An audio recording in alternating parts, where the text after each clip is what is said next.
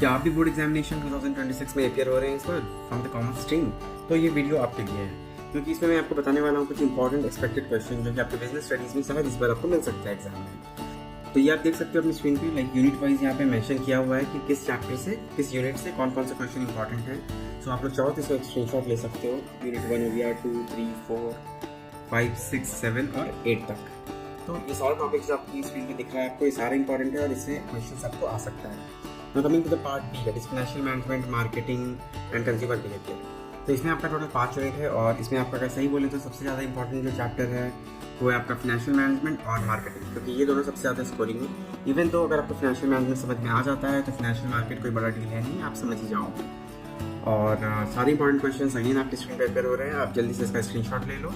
Now coming to some important points, like अगर हम लोग बात करते हैं केस स्टडीज को कैसे सॉल्व करना है जो कि हमारी बोर्ड एग्जामिनेशन में आता है, तो हरदम याद रखना, लाइक आपको कुछ कीवर्ड सर्च करना है। कीवर्ड जैसे कि टू बॉसेस, तो यहाँ पे आपको आइडेंटिफाई करना है कि यूनिटी ऑफ कमांड जो है यहाँ पे वायलेट हो रहा है। Means one subordinate should get order from one boss only. इसी तरह पॉलिटिकल चेंज, टेक्नोलॉजिकल चेंज, ये सब का जो भी आ रहा है पेस्टल बेसिकली, तो यहाँ बात हो रहा है बिजनेस एनवायरनमेंट का। डेलीगेशन या ऑथोरिटी का बात हो रहा है तो सेंट्रलाइजेशन।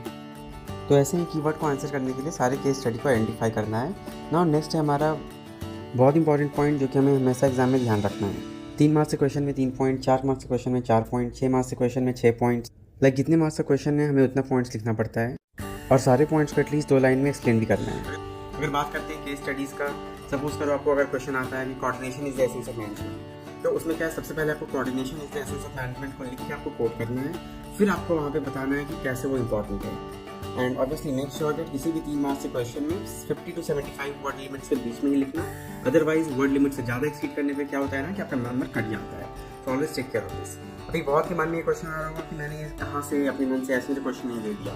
तो आप देख सकते हो अपनी स्क्रीन पे, लाइक इतने सारे वेबसाइट को रेफर करने के बाद लाइक मैंने ये सब, ये मेरा कैसे ऑब्वियसली मैंने AI का भी हेल्प लिया है थोड़ा मोड़ा।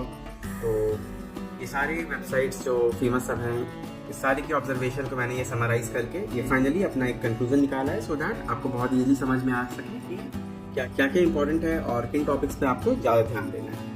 तो इन सारे टॉपिक्स को बहुत अच्छे से प्रिपेयर करना।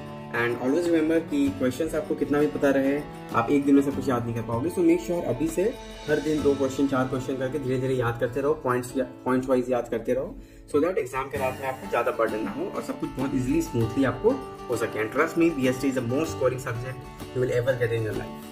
Thank you and thanks for watching.